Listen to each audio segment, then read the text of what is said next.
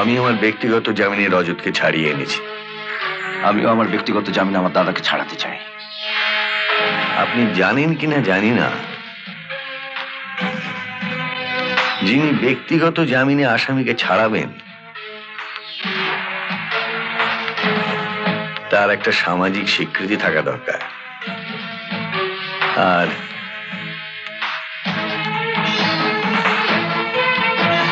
আয়কর দেন এরকম রোজগার থাকা দরকার। আমি জানি না যে আপনি মাসে কত টাকা রোজগার করেন, তবে আমার রোজগার আপনার চেয়ে কিছু হলেও বেশি। আর সামাজিক স্বীকৃতি,